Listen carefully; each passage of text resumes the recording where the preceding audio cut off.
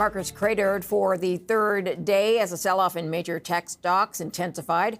Our next guest suggests value exposure could help mitigate some of the weakness we see. Let's go to Jordan Jack. He's global market strategist at JP Morgan Asset Management. Thanks for joining us today.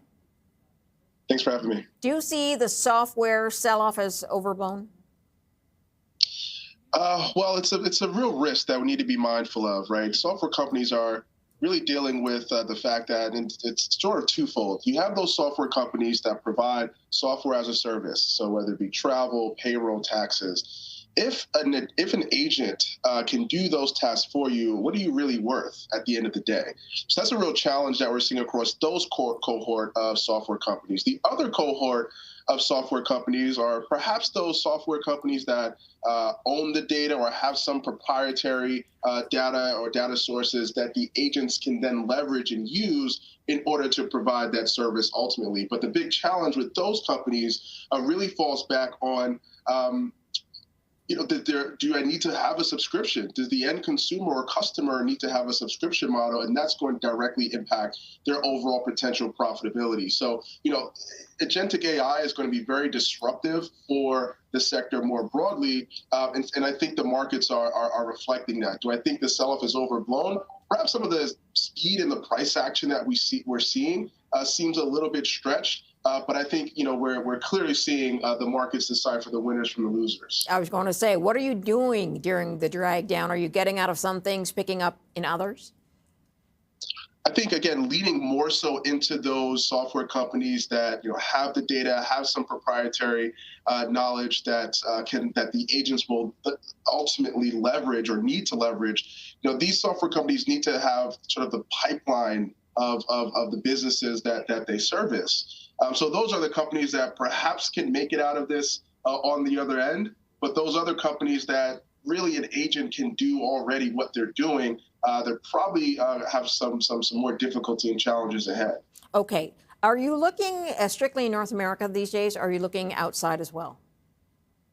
We're certainly looking global. We recognize coming into the year, the U.S. market was very, very expensive. We saw a very strong year in global stocks relative to U.S. performance last year. And we quite like that more value-orientated part of global markets because we know the U.S. is very tech-heavy, very growth-heavy. This is why when you see this software sell-off intensifying, it's dragging down the rest of the market more broadly. When you look at other value areas globally, markets like Europe, markets like Japan, I would also put Canada in that mix as well, although we are seeing a lot of issues in terms of the mining companies and their sensitivity to overall metal prices. So there's some challenges from that sector specifically. But in an environment where you have positively sloped yield curves that's supportive of financials, we continue to see this broader AI build out. So the impact that's having on broader infrastructure, the support that's happening for industrials, that it also provides a lot of support for the broader value story. Then obviously just a lot of the political risk that we're seeing here in the United States. Hoping to diversify with some more of that global exposure we think makes a lot of sense. Okay, let's get to the Bank of Canada governor says the economy here is going through structural changes. The rate policy can't offset. Are you expecting a hold in Canada, and what are you looking at in the U.S.?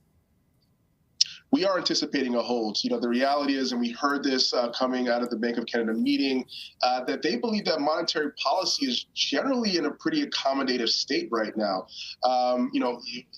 Most estimates would suggest that they could be actually a half a percentage point higher relative to where the current policy rate is. So, we do think that the Bank of Canada is in a decent spot. Further rate cuts aren't necessarily going to be what will help to, drive stronger growth over the course of 2026. Now, how does that mean for, the Canadian dollar and the loonie? We do anticipate that in an environment, particularly if the Federal Reserve still has a little bit more room to cut rates while the Bank of Canada stays on hold, this does provide a bit of support and potentially some strengthening in the loonie over the course of this year, particularly relative to the USD.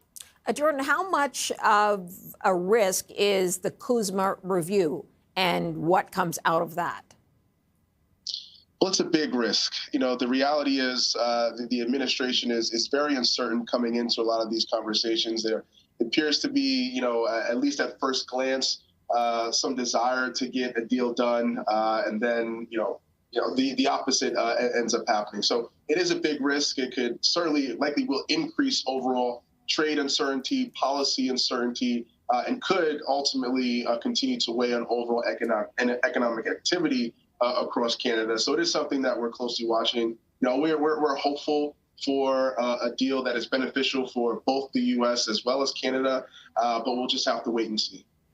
Jordan Jack is global market strategist, JP Morgan Asset Management. Thanks for your time.